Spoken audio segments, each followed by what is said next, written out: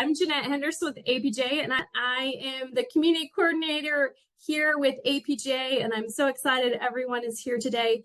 This presentation panel is being brought to you by the IDEA community as well as the IDEA Center. Thank you, Maylin, for being here and for getting this great panel together and being willing to moderate for us. So we're excited for this. The final last thing, I'd like to thank Longwood Gardens for being our sponsor today of this webinar. They sponsor our garden management track, and we are appreciative of them being able to allow these webinars to be free for all of our members. With that, I'm going to kick it off to Maylin to get started with our panel. Thank you so much, Jeanette. Hello, everyone. My name is Maylin Plummer. I am director of the IDEA Center for Public Gardens. My pronouns are she, her. I'm wearing blue reading glasses and a very colorful striped blouse, and I have my brown hair pulled back today in a ponytail. It's so good to have you all here, and I'm really excited to moderate this conversation and to help sponsor today's IDEA Cafe, Living in a Neurodivergent World. Thank you to the association, Longwood, IDEA community, the IDEA Cafe committee, and dear panelists for all your help making this happen today. If you've joined us before, welcome back. If this is your first time attending an IDEA Cafe, welcome, and we're so glad to have you here. Our goal is to build a community of courageous conversations and create transformation, one conversation at a time. We hope today's topic will be insightful and a launching point for further conversations within your organization. This session, we will be sharing perspectives, stories, and views from our four panelists about their lived experience, as well as professional. I'd like to welcome Reverend Jennifer Alvear, Angie Andrade, Dr. Thomas Rashad Easley, and Rebecca Miner. So with that, I feel they are the best ones to also share a little bit about themselves and tell you a little bit more. So I'm going to start with asking our panelists to, one, introduce yourself and in your own words, please share how you experience living in this world. And feel free to include things that give you meaning or sense of purpose, or even ask that question like, why are you here? Besides the fact that I asked you. Who would like to go first? Jennifer. Hi, Maylin. I am so honored to be here. Thank you so much. So I thought I would begin. I brought a visual aid with the brain. This is part of my neurodiversity, so visual aids help me. So I want to just begin by just saying that I come from a long line of educators and storytellers.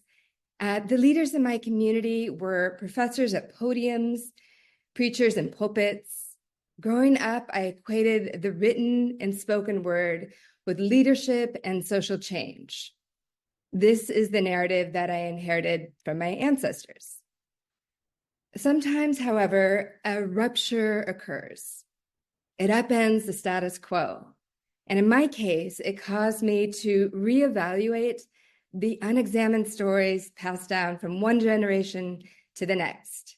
And my ministry today grew out of such a rupture. At 6 years old, I was enjoying a summer play date with my best friend at a local swimming pool. I complained of a headache, and the next thing I knew, I arrived at the emergency room comatose and paralyzed.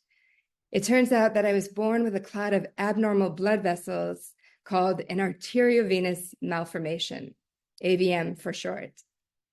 On that day, the blood vessels ruptured, resulting in a life-threatening brain hemorrhage. Mind you, I was born in 1970. My illness occurred in 1977, 13 years prior to the Americans with Disabilities Act of 1990. For the first 2 decades of my life, there was no language or framework for disability justice or neurodiversity. All that existed was the medical model of curing and fixing what was broken, What if I didn't feel broken? What if I simply needed strategic learning tools and accessible spaces so that I could adapt and thrive as a brain injury survivor? This is the work of repair that I felt called to live into in my ministry. I wanted to uplift and empower a new narrative around health equity grounded in the natural world of public gardens, in particular, sensory-friendly gardens.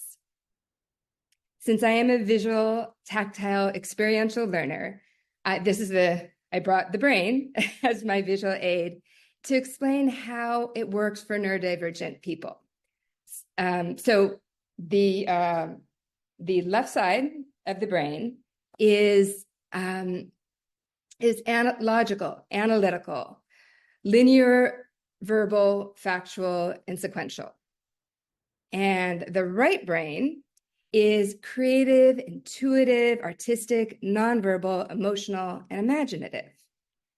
In my case, my injury directly impacted the left side of my brain related to language. I struggled with word finding, information processing, and memory recall.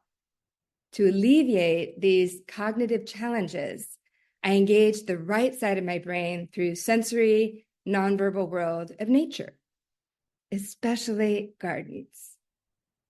I used visual cues and sensory touch to process what I could see and feel, but couldn't name. Over time, this tactile connection with the natural world enabled me to translate images into words for verbal expression. This sensory approach to life ignited in me a newfound sense of agency and vitality. I also learned to build muscle memory through kinesthetic movement and sports-related travels. In my early 20s, I bicycled 5,200 miles across the United States. This followed by a month-long backpacking trip in the wilderness of Alaska. Later on, I canoed down the Missouri River in Montana in partnership with a conservation organization called American Prairie. Most recently, I had the privilege of hiking in the lush greenery of highlands of Iona, Scotland for Celtic pilgrimage. So the gift of the natural world awakened in me a deep sense of beauty, wonder, and awe. And it inspired me to attend seminary where I cultivated my ministry around ecology and theology. And that's where I am today in my ministry. Thank you. That was really beautiful. Thank you very much, Jennifer. And I love the brain. I love visuals. That really helps for me. So thank you so much. Who would like to go next? I can go. Thank you, Angie. Yeah. Hi, thank you so much for having me. I'm so excited to be here. I come at this definitely in a different way, but my name is Angie Andrade, and I'm a horticultural therapist, and I've been working at the Denver Botanic Gardens for about the last 20 years-ish, building therapeutic programs for many different populations of people throughout the Denver area, including people, neurodiverse people. And my experience living in this world is really one of listening and learning of the people that we serve from day to day. And really trying to take that listening and these stories like that Jennifer just shared with us, taking these stories and taking what I can understand from people and how they learn and how they live and experience the world, and connecting it with our natural world and our gardens and all the things that we love as Botanic Garden people, and connecting those things and building really cultivated experiences for people that are meaningful and that are accessible for people at public gardens. So that's kind of the avenue I'm coming at this with. Thank you. Thank you so much, Angie. And it was such a joy to cross paths with you, even though it was only for a couple of years, but it was really wonderful. Thank you so much. Thomas or Rebecca? I'm happy to go. Thomas, you can be the grand finale. So my name is Rebecca Miner. I use she, her, or they pronouns, and I am a queer clinician, consultant, and educator. I specialize in the intersection of trauma, gender, sexuality, and neurodivergence, which is a mouthful. So as a gender specialist, I work with queer and trans youth in their journey of becoming and am a guide to their parents and families in affirming it. Through that work, I came to learn far more than I ever anticipated about working with neurodivergent young people and also uncovering my own neurodivergence. So I'm happy to speak to both my lived experience as well as the experience of the clients and families who I've been honored to work with. There is such a fascinating overlap of these communities. And so when we think about supporting intersectional identities and making gardens a place that can be affirming and welcoming, I already think of gardens as being affirming for the most part. You know, it's like everyone is welcome in a garden. But there are, some little touches and just knowledge that may be helpful for you all to hold. So I'm so grateful that you're here. How I'm experiencing the world. I run a group practice. There wasn't enough of me to go around during the pandemic. Everyone needed therapy again. So I lead a team of really, really incredible clinicians, and our work is focused around neurodiversity affirming, gender affirming care. So we are in an especially fraught time right now. I'll be the first to name that the election is on Tuesday, and I am terrified, and doing everything I can in every possible way to try to show up and have the best possible outcome. But I don't mean to derail us. I just think it's important to acknowledge that that is a part of my work and a reality that may not continue to be available to me next week, or at least in January, depending on the outcome of the election. I'm also writing a book called Raising Trans Youth, What to Expect When You Weren't Expecting This, and that will be out next year. So that's enough for now. Thank you so much, Rebecca, and for being honest and transparent, because honestly, if we're not talking about it, I think it's on a lot of minds and it's weighing on our hearts, and there's just a whole lot going on. And so I think that's the privilege of the work that I do, is I can create space for people to process where they are. And today, this is for you all, and this is a part of this experience, and I think what is a historic time right now in our country's evolution. So thank you. And now, last but never least, Dr. Thomas Rashad Easley. Greetings to everyone. I'll be honest, I kind of just want to hear about Rebecca's book now, but it's cool. I'll just continue on. Thank you to everyone who came before me. The way that I introduce myself is always identify with my two parents, who are both civil rights activists. They, both put their lives on the line, to fight what we're kind of dealing with now. And so, but because of them and their courage pushes me to do the kind of work that I do. I am a forester. I am a musician. I am an ordained minister. I am formerly, I say now, like maybe a big person, because that is a, no pun intended, but a big part of my identity. I just I don't know why I'm so nervous. I think to talk about this is actually challenging, because for so long I didn't know that, I just was unique in this other way. Like I'm sitting there, like when we started talking about the rock, and I'm sitting up here doing everything. I'm playing music in the background to stay calm, because that's how I remember when I was in college. This is when I knew something was different. When I was in college and I would take exams, and I would have to listen to music. So I love headphones.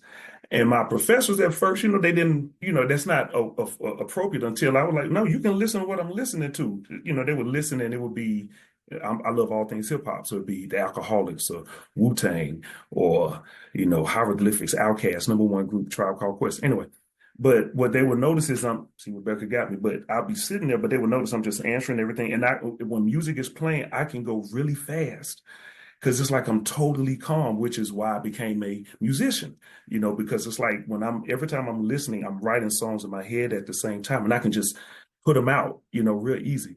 So I just think that, like I said, to get y'all to talking, but, what gives me a sense of meaning and purpose is that everything I think that I feel, I try to use, but everything I feel, I don't necessarily share or give. You see, but everything that I feel, I use. And so like, it's very important to me to kind of block out things that don't make me feel good. And, and it's very important to me that when I'm with people, that they feel better than they felt coming in my presence when they leave. And so that's just kind of like what gives me meaning and purpose. Because for so long, when I was a young person, at least it was a dark world. So I just try to add light now, So I'll stop there. You certainly do add light, Thomas. I've known you now since pandemic, so it feels like that was 10 years ago, 15, but it's only like a few years. But yeah, and you're one of the instructors for the cohort program from the Idea Center, and you're always one of the favorites. So that light certainly is working, and also your wisdom and your experience comes through that. So just thank you for that, and thank you, Rebecca again, Angie and Jennifer, just being vulnerable and being able to talk about kind of the, the space that you are taking up today. And I love that, and that I can give you a mic to do that. So how does your experience relate to how you connect with others? And how do you connect with others?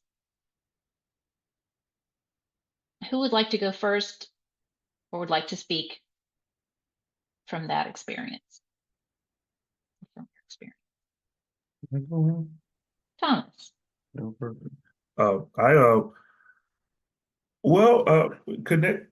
One, I'm not a person who jump like the way I just jumped into this question. I normally don't do that. Okay, so I don't normally jump in with people. I try to give them. It's like the thing that I want is what I give. So it's like I'll admit, like I haven't really until I even been on with this group. And I didn't even say my pronouns are he, him. Excuse me. But since I don't always feel emotionally safe, I hardly ever do. I try to help other people too. You know what I mean? I'm trying not to get emotional here. I'm sorry. It's like it took a long time for me to accept myself. So, when I connect with other people, it's like I don't want them to feel judged. So, regardless of how you dress, how you look, what your name is. So I just wait for people to tell me how to engage with them, if that makes sense. So it's like I don't just assume. I don't go in and shake hands. I'll ask, hey, can I shake your hand? I don't assume a hug. I ask, can I hug? And then if someone gets emotional, or we're all emotional at all times, I don't make comments, besides, you need anything? Cool. That's it. If that, or I won't say anything, or I'll make sure other people won't say anything, let that individual be. And then, like I said, I just want people to feel better when they leave my presence, because, I like myself now, and most of my life I didn't. So, so let me pause there because I think the nervousness is kicking in again. So thanks. No, that's beautiful. Thank you. I'm happy to add to that. So, first of all, Dr. Thomas, I live for your vulnerability and willingness to share it, because I think especially in your body, it's important for us all to witness and support.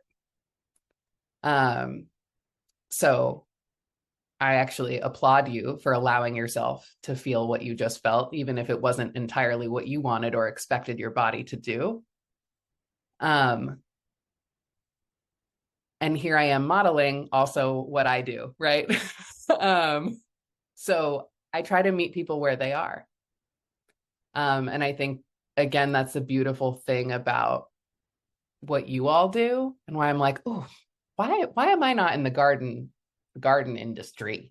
Because I just feel like we know people are better in nature, and we know we feel more grounded, and like earthing is real, and being able to touch and smell and relate in that way is something that can be so hard to do with other humans, but feels possible for a lot of folks to do with nature. And so I think I think a lot about how I work with, I mean, each of my clients, and then anyone I interact with in the world, around like what's going to feel best for them. I think one of my strengths, and I didn't realize maybe it was a neurodivergent quality, and it sometimes is an exhausting one, but like I'm really good at masking and mirroring. And so I can reflect back often and kind of match people's energy, match people's tone. Like if they're a much more quiet person and just want to like sit and not talk a lot, I can do that. Sometimes it's hard for me, but I can do it. So I think at the end of the day, it's about meeting people where they are. Thank you, Rebecca. And all I will say is there's always jobs open in public gardens somewhere. So, and I think we would happily take you. Thank you so much. And thank you for holding Thomas. And I think there's also comments there that are all sharing so much love for you, Thomas. So yeah, we're here. But thank you for that. So how about Jennifer or Angie? Jennifer, are you comfortable going? Yep. Sure. Thank you. I'm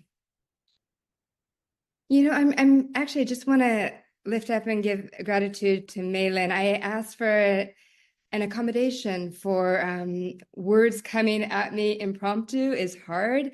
And I think this is one of the lessons of how to ask what we need and to be met where we are, which is what all of you are modeling. And so we gathered earlier, got to meet each other and crafted these questions together. So I'd love to be just so impromptu and spontaneous. And it's just not how my brain works. So thank you, Maylin, for making this possible. So in terms of the question, how do you experience and relate to your connection with others? So for me, because my brain and body work differently, I lead a more interdependent relational life. I have learned to collaborate, partner, co-create, and innovate well with others. I also experience a certain creativity, whimsy, and wonder in my advocacy approach towards disability justice. Kate DiCamillo is one of my favorite children's authors. Leo Matinee is an inquisitive little character in her book, The Magician's Elephant. In a spirit of imagine if you will, Leo is frequently fond of asking, who knows? Could it be? What if? And these playful expressions of curiosity sum up how I live my life. As a neurodivergent person, I don't fit into traditional boxes anyway. So what do I have to lose? Just give it a try, see what happens. Why not? This is the spirit of curiosity and a light touch that have marked some of my most exciting collaborations in my ministry. So for example, in my research, I brought another visual aid. I came across an article in 2022 by Dr. Lawrence Fung. He's the director of the Stanford Neurodiversity Project. This title captivated me, about neurodiversity and invisible strength. So I reached out to him and asked if he might like to have a conversation with me. I bring lived experience around neurodiversity as a brain injury survivor. It seems that he and I are engaged in similar work around designing more neurodivergent friendly learning spaces in our respective fields of academia and religious institutions. He kindly accepted my invitation. So I said, in your article, you mentioned that neurodiversity is primarily associated with autism during the 1990s and early 2000s. And it sounds, from what I'm learning from him and my own lived experience, is that the field of neurodiversity is expanding to encompass a broader range, including ADHD, dyslexia, epilepsy, and so much more. So I'm wondering, I asked him, I said, has your research included neurodiversity around brain injury? Dr. Fung said that his research had not covered brain injury per se, but he welcomed my perspective and invited me to speak at Stanford, given my own lived experience. So I thanked him, said yes, I would be honored. And so I did. And so I spoke about the intersection between healthcare equity and public gardens. And that was April 15, 2024. The following month, in May, I received an email from Dr. Rhonda Moore, who attended my Stanford talk. Dr. Moore is an autistic medical anthropologist serving as the program director for the genetic counseling resource with the All of Us research program at the U.S. National Institutes of Health. She invited me to collaborate with her on a book publication intersecting neurodivergence, mental health, and climate change. This book collaboration is titled Lived Experience of Neurodivergence and Climate Change. And my chapter is titled Community Through Belonging. It's so important to have a sense of community and connection with people and nature. So it will highlight my own lived experience as a neurodivergent minister, grounded in faith, healthcare, climate change, and the expressive arts. The book publication with Springer Nature is expected in 2026. And once again, an exciting honor. And then most recently is to be here with all of you with Public Gardens and Neurodivergence. And so I'm a big fan of you, Maylin, and your advocacy work. I first attended your 2022 speaker series, New Directions in Public Gardens. I also enjoyed viewing your Idea Cafe discussion around disability inclusion at Gardens. It covered a lot of valuable insights around physical aspects of disability, vision, hearing, and mobility. Yet I recognized an opportunity gap and an unmet need around the less discussed aspects, the more invisible aspects of neurodiversity. So I mentioned that I bring lived experience around neurodiversity, and I have engaged with community partners around this topic. And would you like to be interested in having a conversation with me and exploring a creative collaboration together? You said yes, and here we are.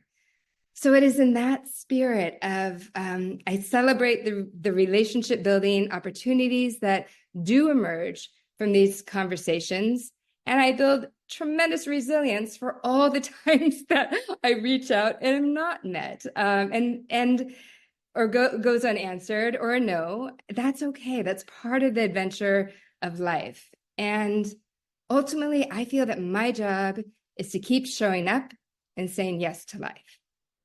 And that's what I do. Thank you so much, Jennifer. You clearly definitely connect through conversation and just reaching out. I mean, and that was how, we connected, is just reaching out and appreciating the work and from the, New Direction series. So, and that was, I think we started talking maybe like over a year ago. So it's been really lovely to get to know you and your passion. So thank you for your resiliency as well, because we don't always get responses back from people we reach out to. So that was fantastic. Thank you. Angie, how would you like to contribute? Yeah, so working with people, different folks in the gardens has really taught me about asking questions And like Rebecca said earlier, meeting people where they are at and learning about people, and not being afraid to ask, what is it that you need when you're here at the gardens? What is it that you need when you're here for a program? And really learning about the different people and what their needs are, what their difficulties are, what their strengths are, number one. And then and opening up the space for people to actually talk to about these things. So either that is me having a conversation with someone out in the garden, and just really just one-on-one getting to know people. But also we have pre-programmed questionnaires that we send to people and have these questions listed, like what are your needs? What kind of communication do you prefer to have when you come to the garden? Would you like things to be written down? Do you want it?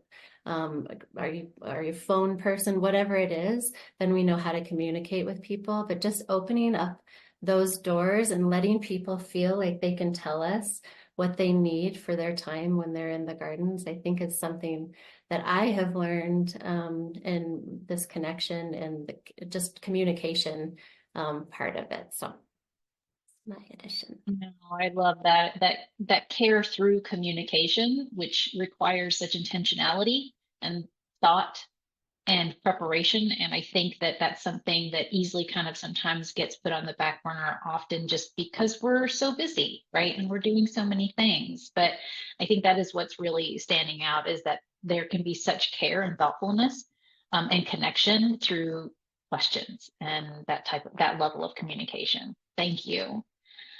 So the next question I kind of wanted to get to, and when we talk about anything disability related, or where there might be certain perceptions that exist, I often kind of think of things like, well, what do you want to dispel, like as a myth, or, but I also think that there's another way we can take that, and feel free to answer it in that way. But another way is like, what do you want people to take away from this conversation, from your perspective and from your experience? Who would like to go first? I'll just chime in. I think that one thing that we have to remember is that neurodiversity is really a strength, and I think that Jennifer mentioned that last. And it's really a strength and not a deficit. And I think that a lot of times when we're thinking about, for me, when I'm thinking about people that experience the world different than we do, or that maybe it's not comfortable for us, we might look at it as a deficit or something that's hard or that's not as easy. But really it is a strength. And a lot of people, and I know you guys can speak to this more than I can, but you can learn, you learn in different ways. You solve problems in different ways. People they experience spaces in different ways. And I think changing our mindsets as looking at the strengths rather than the deficits is a really great way to build programming and build spaces for people. So that's where I'll start. Thank you, Angie. Thomas. My mom is an educator, and when I would go to her, she taught 8th grade, 4th grade, 2nd grade. And when I would go to her classes as a child, it would blow me away how every other teacher would send kids to the office, and she never sent them to the office. She worked with everybody, and she always had the most success. And she had this thing she would say, she was like, everybody learns. It was just like that. And she would say it mean like everybody learns, meaning you give everybody a chance. And so, I think that's what I would want people to take away, because she would, and then my mom would teach, like when I got my doctorate in adult education, but I would say I want to be like my mom, like my sister's an engineer like my dad, and I'm an educator like my mom.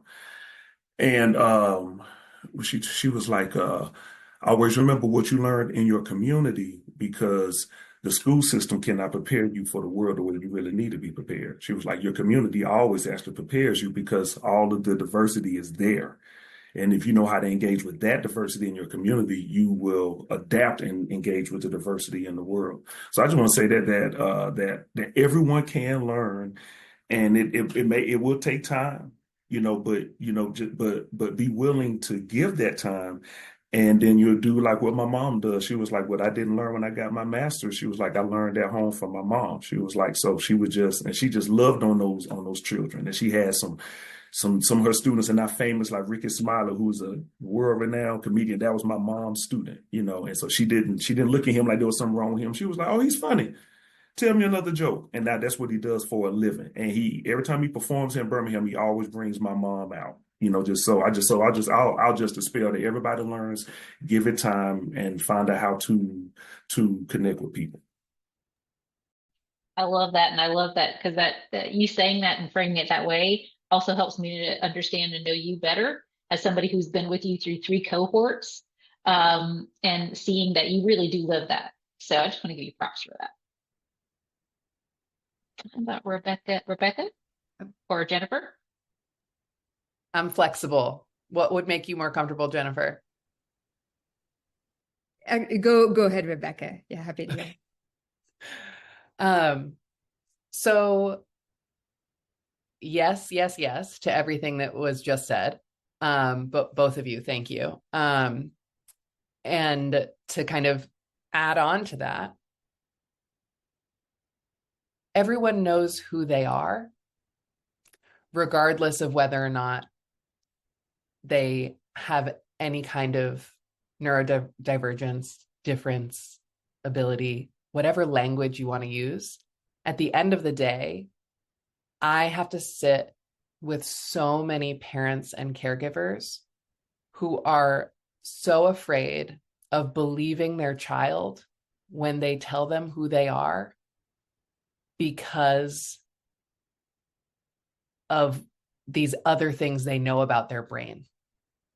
Right? So parents will say, does it make sense for us to start care? Like, should we really make any kind of medical changes or even let them change their clothes or their outfit or whatever when they can barely do their activities of daily living? Like, what makes us think they're going to be able to undergo these treatments? And the reality is, being neurodivergent does not preclude you from knowing who you are. And time again, I have witnessed young people who are allowed to move forward with embracing, whether it's their gender or sexuality, any facet of their identity, and really start to see their identity as intersectional and connected to their neurodivergence. Those are the kids that thrive. Right? When we try to tell people you need to tuck that part of you away, that part you can't show, this part, we need to teach you social skills to be better. And we need you to just like not be so weird about your gender, or don't tell anyone who you have a crush on. Like, what if we let kids be who they are? Because the reality is they know a whole lot better than we do. And I say this about kids. The reality is I've worked with plenty of adults who would say the same. Many of whom were not diagnosed until much later in life or haven't pursued formal diagnosis, which is a whole other thing we could get into. But my myth busting moment is believe people when they tell you who they are. I say that all the time, but never in the way that you just put that, because I think that was really brilliant and it's true. And I think that also often when we witness, whether it's parents, friends, or teachers or others do those things, I think they think they're doing that out of a place of care, right? Because they just don't, that's from their lived experience. They don't want to be embarrassed, or they don't want to be, there's a lot of fear there. But often we end up projecting those same fears and continuing them. So I think you said that really well. Thank you, Rebecca. And Jennifer, how would you like to contribute? That was beautiful, Rebecca. It reminds me of something that theologian Richard Rohr says: what we don't transform, we transmit. I think we're always, so what you're saying about belief, who you are, believe them. There is integrity, healing, and wholeness when we can come together and honor and witness and respect people as they are. So I really affirm that. Thomas and Angie, thank you for your contributions to this idea that the one that I want to dispel that has taken me so long to embrace is neurodivergent people are not less than. And that journey to getting there, not an easy one. So I believe that any story of transformation begins with both a gift and a wound. So the gift for me is that I grew up on an academic family, in an academic family where my father served as a medical professor on a university campus. This was a tremendous gift in offering me access to healthcare and higher education, leading to my ministry degree. The wound, and oftentimes gifts and wounds are very close together. So the wound is that because I grew up on a university campus, I witnessed the prized values around language, especially around the written and spoken word. This led to some internalized oppression for me around language. I believe that a true leader was an articulate, composed leader, clear and precise with words, on point, on topic. This is what I saw modeled by the leaders in my community within the institutions of academia and religion. But that's not how my brain worked as a brain injury survivor. Instead of accessing words and verbal expression through my head, I accessed them through my body. This sensory kinesthetic approach seemed compensatory, unproductive, inefficient, and ultimately insufficient. I equated neurodiversity with a deficit-based mindset versus an asset-based strength. I experienced shame in feeling less than, second rate. It also made me feel alone. Oh God, Thomas, I'm feeling a little emotional too. Yeah, it also made me feel alone, that as a white, cisgender, able-bodied woman with non-apparent disabilities, I fit into mainstream society, but I felt misunderstood. I didn't look the part of a disabled person. What is not seen is often dismissed and rendered invalid. Where does someone like me belong? I felt invisible. Yet when I visited the Seattle Sensory Garden, I no longer felt invisible. Instead, I felt at home. And this is, I didn't get a chance to get my slides in, but there's this image of, I can show you like, Angie, I think of you as a fellow ministerial colleague in your work of guiding people around nature and healing. And this is a picture of, so this is the Arboretum in the Seattle Sensory Garden. And so there are these signs, and it's the Seattle Sensory Garden, and they would have these prompts here. And it just felt like an outdoor sanctuary for me. So like a prompt, sense of sight. Take in the details as you slowly move through the garden. What shapes and colors come to life? Notice the texture of a petal and a leaf. Take in the path underfoot, the sky overhead. Let your eyes wander until you find something captivating. And another one was a sense of sound. Take a moment to listen, really listen to the sounds in nature. What do you hear? Do you hear the wind in the trees or the chime softly moving? Take a few steps and listen to the texture of the sounds. What is happening in the silence? When I discovered the sensory garden, it was a revelation to me. The reveling in all five senses connected to nature: sight, smell, taste, touch, and sound. And so those were two of the examples there. And when it comes to the gift And the wound and the transformation is that on that day in the garden, I experienced a deep sense of belonging, a homecoming, freedom to be as is without apology, freedom to revel in my senses without words, without verbal expression. In this garden's quiet, nonverbal presence, I could relax and breathe, silent, held, affirmed. It sparked in me a sense of curiosity and wonder. Could I possibly transform my wound around internalized oppression with language into a gift of healing? Could I become, in theologian Henry Nouwen's words, a wounded healer? Someone who brings lived experience around neurodiversity as a brain injury survivor. Someone who understands firsthand what it feels like to be different in brain and body, yet equally worthy. A sensory embodied, nature-based response to equity, accessibility, and inclusion. A ministry to help repair a world in need of greater healing and wholeness. This is where I find myself today in my advocacy work around health equity and public gardens as my ministry.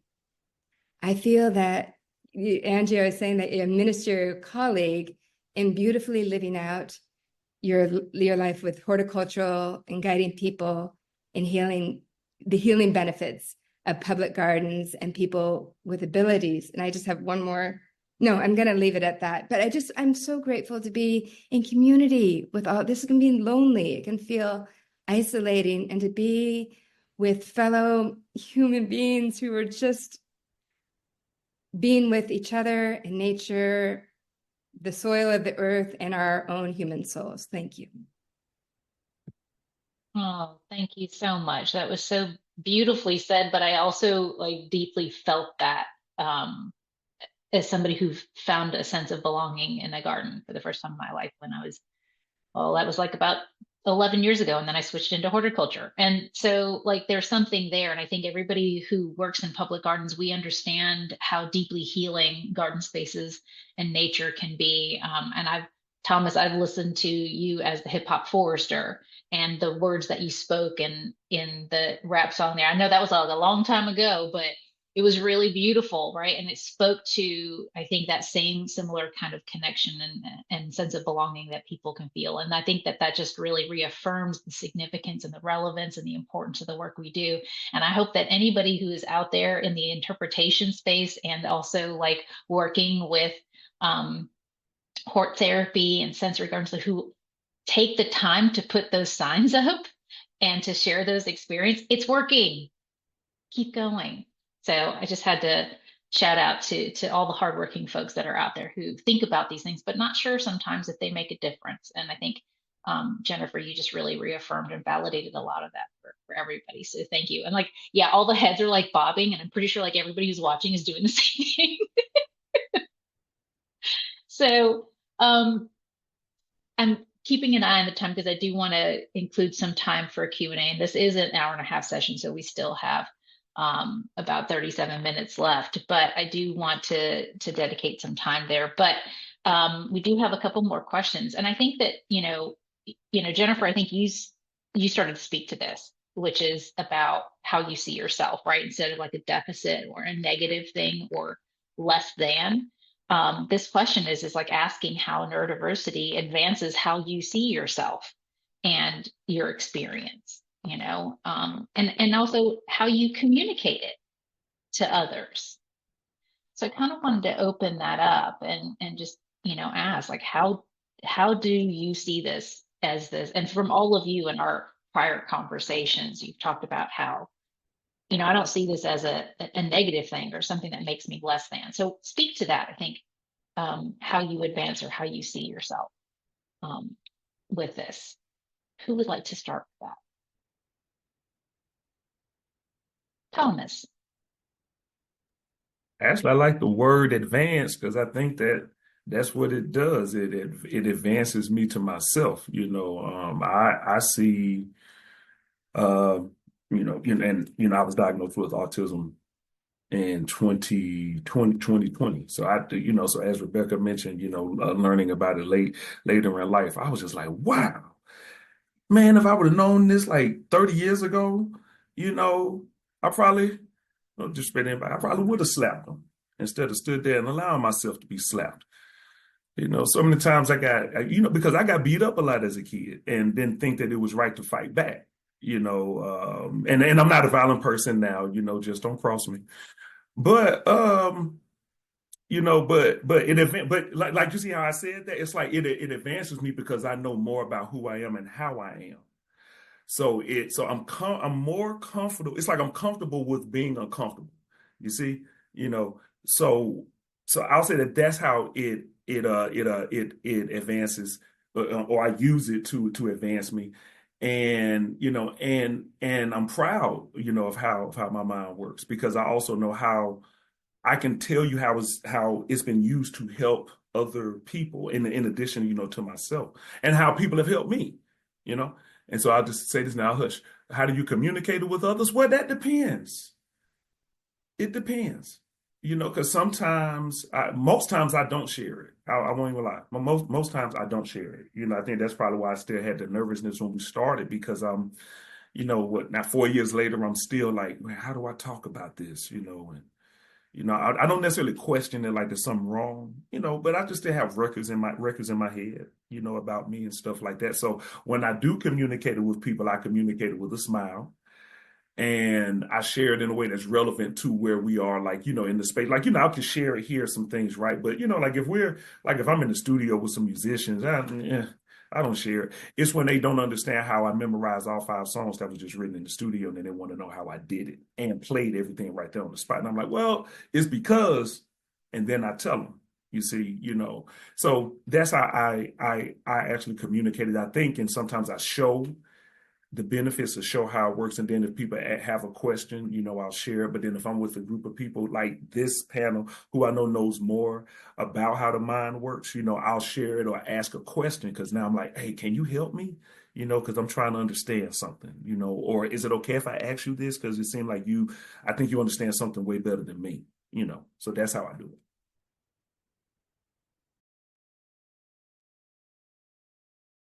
Beautifully said. Rebecca, you look like you're ready to chime in. You know me, I'm always ready. Stay ready.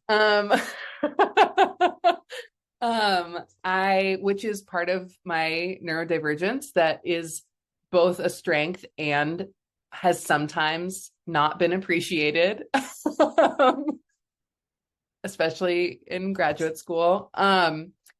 But when we started this call, someone was like, "Oh, Rebecca just found that out," because my face just reacts like I am a walking poster of what I'm feeling like usually.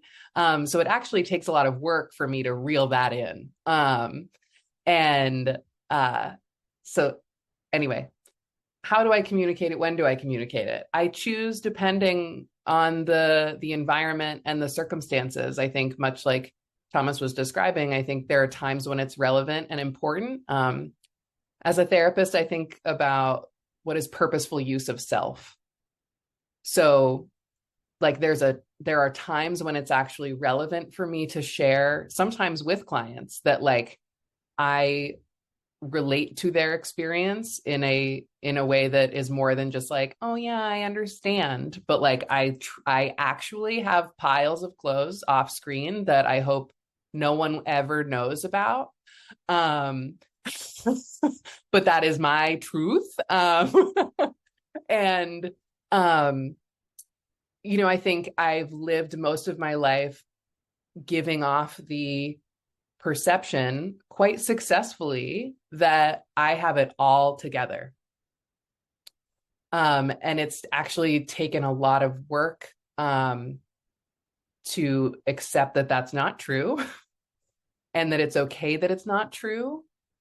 And to actually purposely be more open and honest about that. Because to this day, like I have friends and family who don't check on me sometimes. And I'm like, why are our relationships not reciprocal? And they're like, well, you're fine. You have it all together. I'm like, you think? Have you seen my laundry piles? And let alone the many other weird ways I compensate for my brain, you know, but then there are these amazing things like Thomas was saying, where like, I can remember almost like I'll remember the weirdest stuff about people. I'll be like, oh, well, you don't eat French fries. And they're like, what are you talking about? And I'm like, well, when we had lunch in 2017, you disclosed to me that you don't like this faint taste that sometimes the oil takes on from that one place we went to, but I can't find my goddamn keys. And that's just like the reality of those peaks and valleys that we talk about with neurodivergence that, you know, so sometimes I share it to model that, like, you may think I seem like a grown-up, especially to teenagers. So I'm like, I seem like a grown-up who's like never missed a dentist appointment. The truth is I hate going to the dentist. I hate brushing my teeth. Like I have a real sensory challenge there, but that's something I've had so much shame about. So I don't need to go on and on and on about that, but the reality is I choose when to disclose it. And there are times when I disclose it because otherwise people think I have like secret powers or something, that I do in a way. Right. But like similar to how I've been able to memorize scripts and perform my entire life. Like I can remember a dance step with no issue. And then, like I said, I don't know where my keys are. And my phone is definitely not fully charged. So, yeah.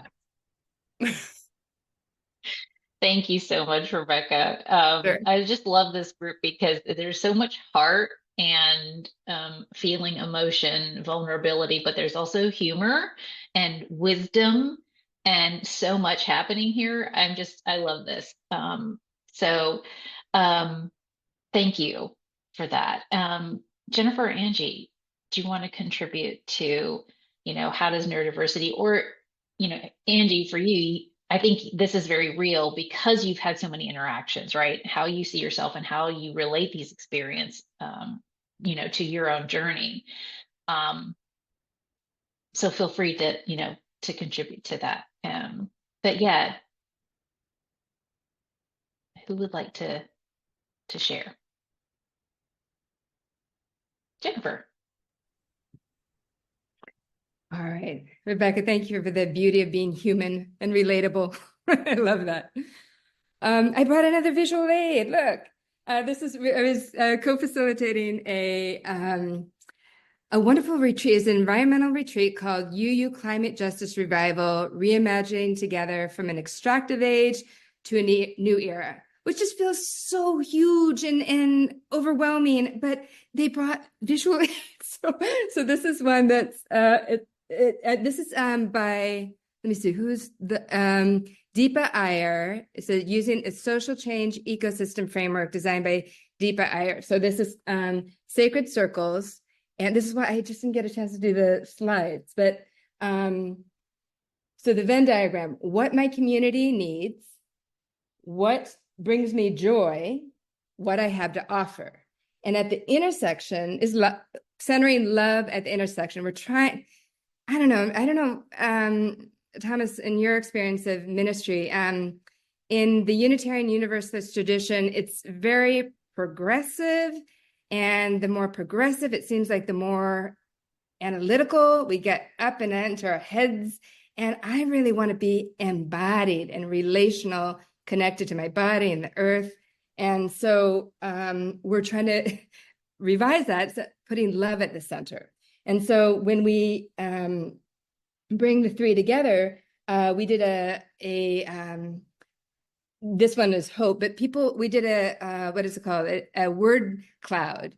And so people talked about, like, we started first just having people draw. Okay, tell me your greatest aspirational dreams of making the world more about climate justice and resilience. And so people drew without words. I mean, it's just tactile, sensory, imagination. So stimulating the imagination. Then we got into groups and shared about that. So being relational and connected and building rapport and trust across differences. And then we put these things together, and it was beautiful. And I learned to do the things that I do well and delegate with my colleague where she shined. And so she took on the logistics and all the multifaceted things that are hard for my brain to hold. I did the movement-based break and music and meditation. And together we co-created a place where people felt safe and witnessed and seen and heard in the struggles of climate justice. And so I think that, like, how to tag team and knowing that I'm not all things to all people at all, but neurodiversity is a very good teacher in humility. I find it to be. But it's also this sense that we don't, Adrienne Maree Brown in her book, Emergent Strategy, she said, small is all. We don't have to take it all on. Each person has their sphere of influence, their lived experience, and then that connects with that. All of it it's kind of exciting that way. And so I just want to close with a passage from theologian Joan Chittister in her book, Scarred by Struggle, Transformed by Hope. And they're just wise words. She said, "It is trust in the limits of the self that makes us open, and it is trust in the gifts of others that makes us secure. We come to realize that we don't have to do everything. We can't do everything. That what I can't do is someone else's gift and responsibility. I am a small piece of the cosmic clock, a necessary piece, but not the only piece. My limitations make space for the gifts of other people. Without the grace of our limitations, we would be isolated, dry, and insufferable creatures indeed. It is our limitations and the trust and the dependence on others that springs from them that saves us from all the little deaths that struggle brings." So I think just accepting my limitations is a growing edge for me, yet it's precisely because of my limitations that I have learned to collaborate well with others, to co-create new possibilities for liberation in a world not designed for neurodivergent people like me. Ooh, I feel like I just have to say this, like, I think you've taken all of us to church. It's like, yeah, we're fans. Thank you so much. Thank you so much for that. And your contribution to that. Does anybody have anything they want to add to this or share? Okay. Amen. Yeah. That was so appropriate. Thank you so If much. I was under 3,000, I would say, lady. So let me just make it. Okay, there we go. All right. Even better. Oh, I feel like this is just so healing, especially I think in a really tense time, because I think almost everybody's thinking about the election next week and just being very real with that. So I'm so appreciating this space, and I hope our participants are as well. This is just really wholesome and beautiful. Because we have a lot of questions, and I also know that we have a couple questions that are kind of coming in that are related to questions that I was going to ask the panel, and I want to make sure we don't miss them. What has made your experiences at museums and or gardens, right, cultural institutions, feel welcoming, accessible, or affirming? What has helped you to feel that sense of just belonging in that space, in these spaces? Thomas. Self-guided tours are my friend. Leave me alone. So that's the first thing. Okay. But the second thing is, I love when I'm out there and I see other people basking at the beauty of, whatever it is, whether it's water, trees, plants, the flowers. And the last thing I'll say is, though, I have not exploited, but I actually used the garden to actually get me back to the forest. So You know, what I love is when I go to a garden and I see whether plants from around the world, whether it be from Japan, another part of the US or Central or South America or Europe, you know, just somewhere, you know, Africa is like, wow, okay, they brought this here. But what it stimulated me or motivated me to do was go, wait a minute, if I'm seeing all this here, I wonder what I would see if I went to Yellowstone. Or what would I see if I went? I'm in Alabama, so no, Oak Mountain Park. I don't have to go to Montana. I don't have to increase my carbon footprint. I can do this right where I am. And so that's what the garden has shown me, is that there's beauty right outside. There's medicine and there's value in the understory. Don't just get caught up in the canopy, and don't devalue any plant life that you see, whether you call it a weed or not. You know, the fact is that it's the Most High's creation is here. Whether or not a human did a foul up and brought it here, we'll deal with that. That's another panel. But it has shown me to respect plant life and to respect the genius of people, because the plants are just like us, are so different, but when they come together, you can't see nothing but beauty. You just can't see it. In all that chaos and randomness, there's actually order that just captures my attention. So that's it. So beautiful. Rebecca. I just am, yeah. Usually, words. Usually I don't struggle to find my words, but I'm like, wow, y'all are really just saying all the things right now. I'm so glad. I feel like when we all met, I was like, I can't believe I'm on a panel with this group of people. Like, what a special experience this has been and is continuing to be. So now I'll stop talking about it and answer the question, which is quite simply, I went to the not gender. Oh my gosh. I was reading the word gender. I went to the New England Botanical Gardens. And the first thing I noticed when I was getting my ticket was the staff had pronouns on their name tags. And we're actually honoring each other's pronouns too, right? Not just that they're on there, but that we're actually using, especially they, them, which is a singular pronoun. And I'm happy to share a blog about it if that's a challenge for you or someone in your life, because there's so much to unpack there. But gender neutral restrooms, and also in that same museum, I saw a chest feeding station, which we often refer to as breastfeeding. But this was a gender neutral station for that.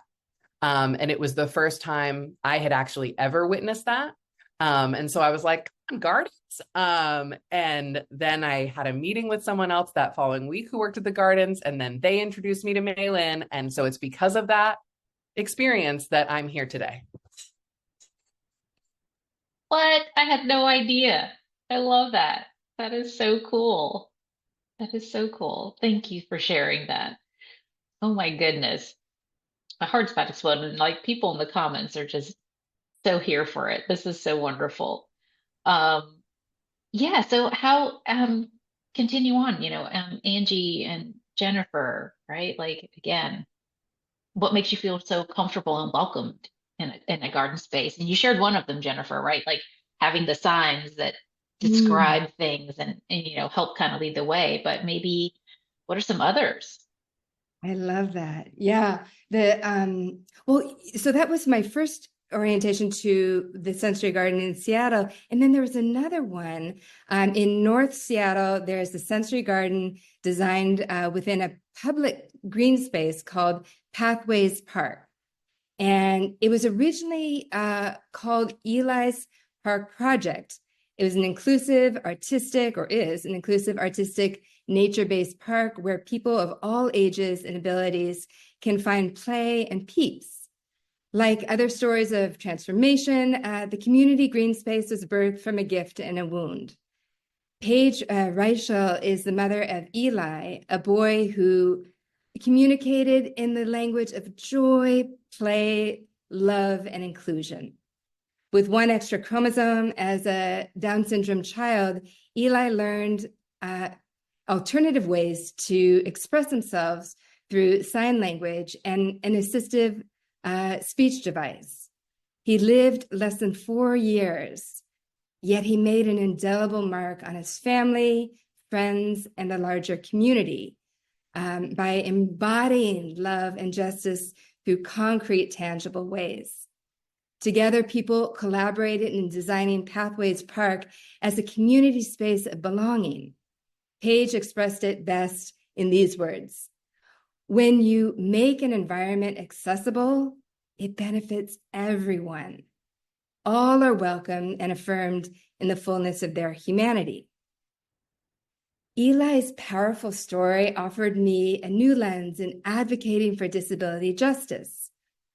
In my vocation as a neurodivergent minister, I wanted congregations to live up to this same vision of equity, accessibility, and inclusion within places of worship.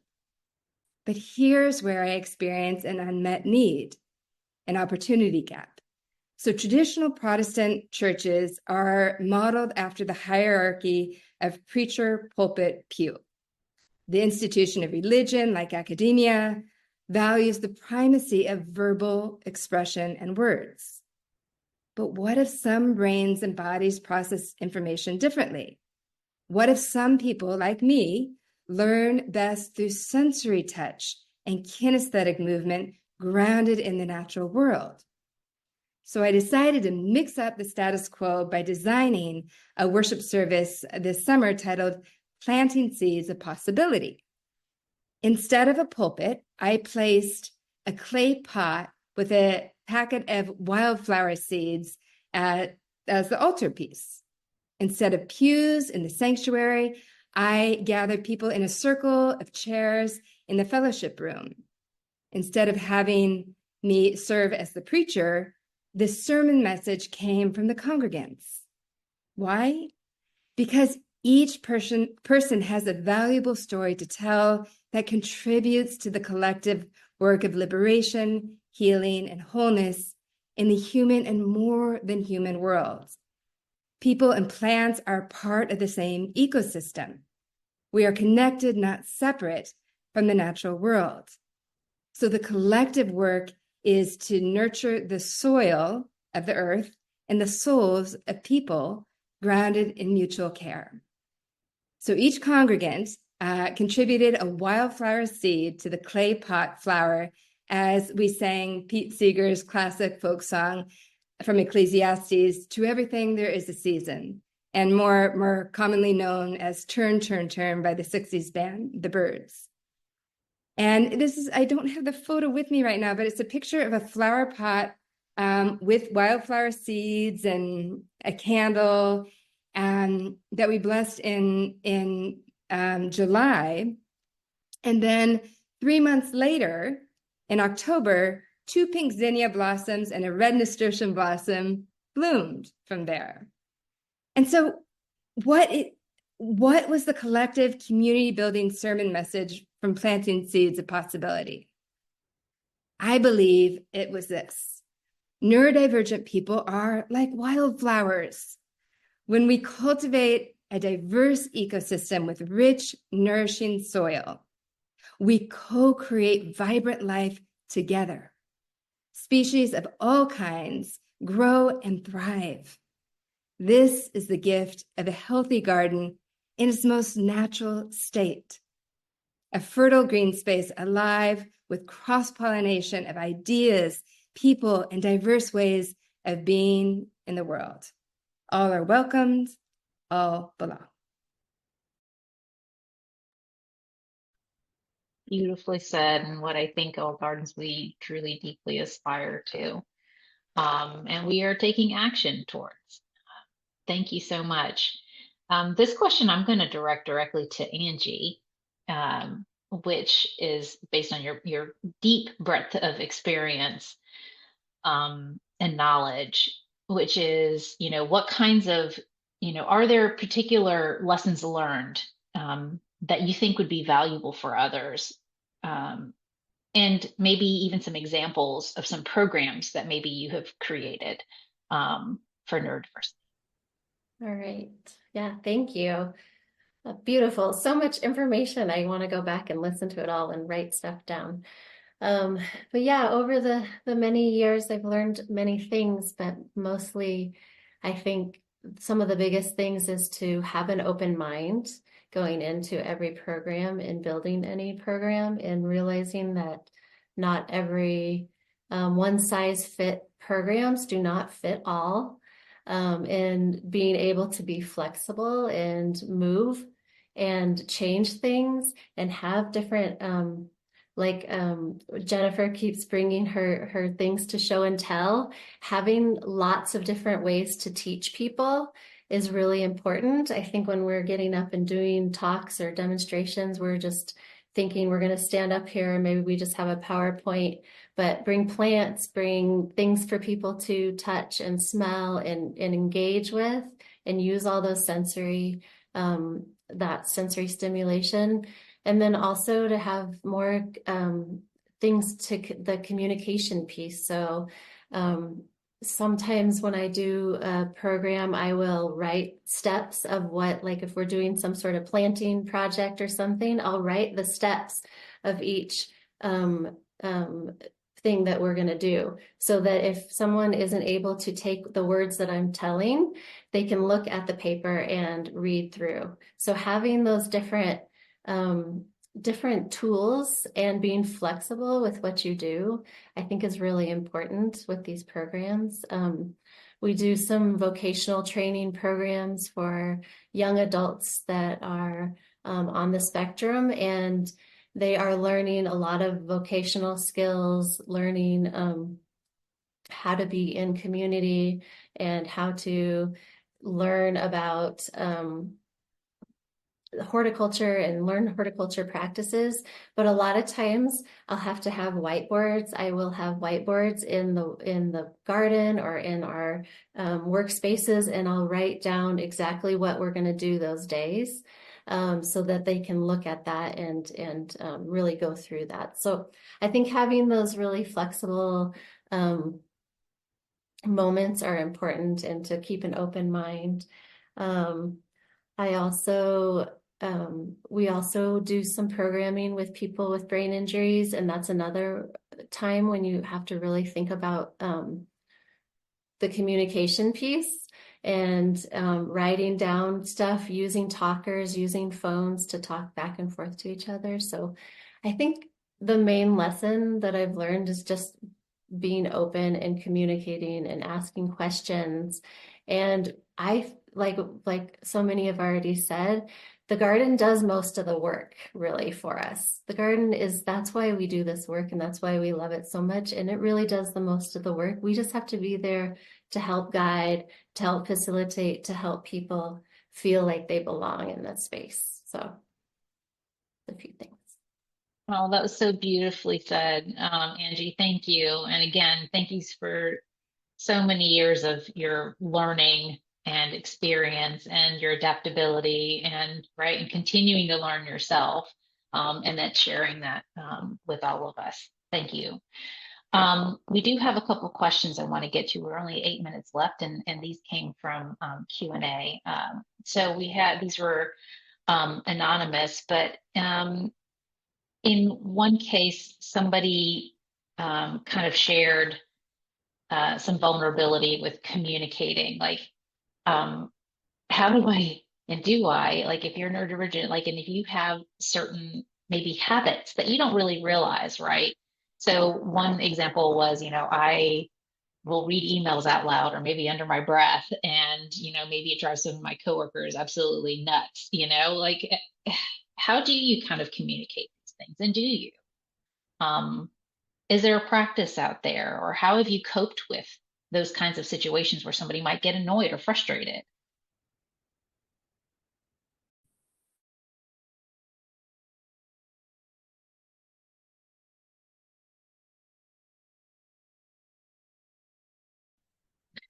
It sounds like, I can start. yeah, Rebecca, we appreciate that. But I also feel like this is like huge moment of vulnerability as well. And there's probably many different scenarios, and sometimes you do, you don't. I don't know, Rebecca. Well, I was just going to say, I work alone. Nobody in here but my dog, and he doesn't complain. So if I read things out loud, if I do some, like I get one verse of a song stuck in my head and I need to repeat it a million times over. I just do that. There's something called echolalia. That's a really cool thing that neurodivergent brains do, where sometimes we hold on to specific sounds or words and it feels good to say them or express them over and over. That's not usually appreciated by other people unless you find yourself in a neurodivergent group where then people do it with you too. So sometimes that's cool. I think maybe I'm not the best person to answer this question because I have managed to avoid working in, like, I don't think I could ever work in a corporate setting for a whole host of reasons. But I think if I were to advise someone though, I would be like, that's you. And so if people want to appreciate you in the workspace and you bring so many other things to the table that some of them don't, if that's your quirky thing that you need to do, then like the people nearby need to get headphones, or like you need to work it out between the group of you around like who can accommodate each other's stuff in various ways, because we all do that for people and that's just like the right thing to do. So yeah. I appreciate the vulnerability, and Rebecca, I also work at home too. But yeah, I think that's a tough one to navigate. And I know that museums and congregations are getting better at having fidgets and quiet spaces where people can be themselves in their own space. And I don't know. I think of the people in history who have found healing through gardens, given how they're wired. And so I'm going to give one more visual. This is I do this practice of walking out in nature every day and just feeling like, well, what am I feeling on the inside? Because I just feel like the natural world will mirror the scenic landscape outside, that will mirror what's going on, my internal landscape and emotions. And so I just take pictures and take a look and come up with a word. And so that is a acrostic word. So fire was when I saw the red and gold, and it was so fire, flaming paintbrushes alive with color, invoking the impressionist artists of Monet and Van Gogh, rendering garden-like canvases of lilies and sunflowers, elements of nature as healing balm to an artist's soul. So Monet had difficulty with eyesight. Van Gogh had mental health challenges. They navigated that through the natural world, through art as a medium, to just be themselves in a way that felt soul nourishing and embodied in nature. And I don't know, that's what I find soul nourishing for myself as a practice. And I hope that other people can appreciate who you are and how you navigate your way in the world. So I think we all could do well to learn from each other. And when people say who they are, believe them and trust them and affirm them. So Thank and I work you. with them.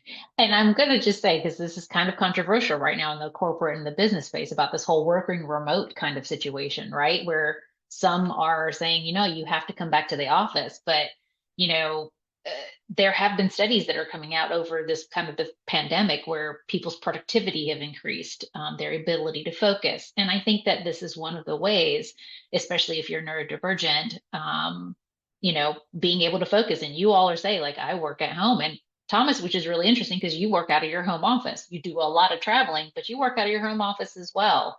So I think that's just something that I wanted to just kind of mention. I think this is a really great question that came from the Q&A, which is, how do you replenish your bravery?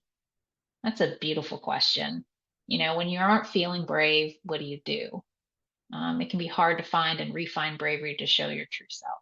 And this person, as a garden professional, they want to apply bravery to be a change agent despite possible resistance. That's a beautiful series of questions. How would you like to respond?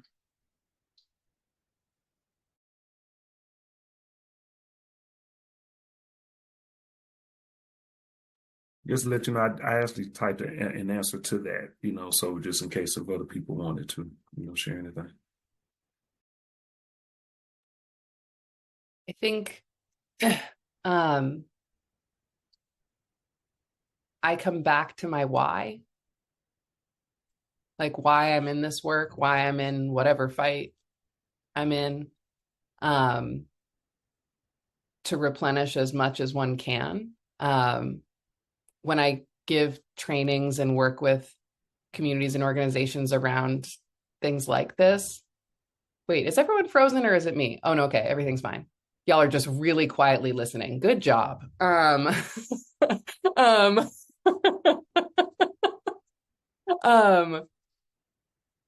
is to really come back to that, like, why are we in this work in the first place? And it needs to be bigger than just like the moral, like, I want to do the right thing, or because it improves our bottom line, or because, like, in what way is your why connected to a much bigger sense of a collective liberation?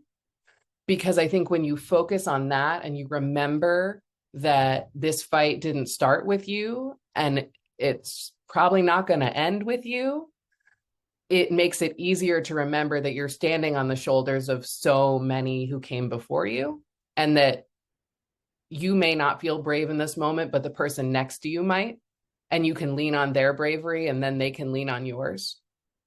Yeah. So that's, I think, getting clear on your personal why. Thank you. Actually, I do that. I mean, I have down days in the field and the work of DEI work, and I think you all are navigating the space in a lot of different ways, but it can get really heavy, and the why is, and grounding kind of really helps. I love what you shared, Thomas, and if you're also open to speaking to how you responded, I know it's in the Q&A and the answered, but I think it would be really lovely as a way for you to speak to them. Oh, okay. Well, For anybody who might not be able to see it or get to it. okay. Well, the first thing I think of people that came before me that lived in the world without support systems and made it, and I put Martin Luther King, but the two in particular I lean most on is Polly Murray, who's my favorite shero, and Bayard Rustin, and with Polly, I could say hero, I could say Vero too, if I really wanted to, if you know Polly's history. And so that's the first thing, is to look at people who've made it. I don't want to say like get over, but I'm saying like Polly Murray was a lawyer and author and activist, a doctor, and did a lot of stuff before they were 14, 15, was the first person to not give up the seat on the bus before Rosa Parks, before, you see, like they got that from Polly actually. So that's the first thing right there, people who've made it without laws on their side. Okay, number two, I remember times that I actually did overcome fear and move through something. Like, because sometimes what happens is we forget, when you're in the moment and you're feeling nervous, you forget the bravery that you've actually demonstrated, already, because because you're in the moment. And trust me, I know, because an hour and a half ago, I felt that. Number three, usually any challenge I experience, and maybe Reverend Jennifer, like if you wanted to say anything, but like I've heard every battle that I approach, I'm already prepared because of the battle that came before it. So a lot of times what people don't realize is you are ready for that challenge. You just got to remember, it's like, can't believe he said this thing. I promise you, he or someone said something a year ago and you worked with it. You see, so now you hear it's like, oh, I know how to shut this down, but we have to recall it. And then the last thing is, and I'll be honest, it's something that I have to often do, which is it's just how I actually kind of lost weight. I tricked my mind to do the thing that I know that I need to do. So it's like if I'm sitting here, it's like I know I'm supposed to call Maylin at a certain time, and I could be sitting here just stop, pick up the phone, and I do it. You see, it's like the thing that I know that I'm sitting here kind of procrastinating about. It's like I'm able now to pick up and do it. So it's like every morning when I wake up, all I need is 10 minutes of a quick jog or some jump rope to just get moving, and then I'm going to feel like working out for the next hour and a half. Get up. You see, I really don't want to talk to this person because I don't want to work through this at the moment. What's going on? So that's what I do, so those are just some of those, that I do. Thank you so much. And there's I know we've gone over about 3 minutes, but there I think is a really great question. And I don't know if any of you can share this either in the chat or speak to it. Are there resources, other resources that you can share? I know some of you shared some really great either articles or things that you've written yourself to help train staff. I'm also just going to say, hint, share this video on this webinar when it gets posted to the YouTube channel. Share it with your staff. Create a conversation from it, right? Open it up, create the space.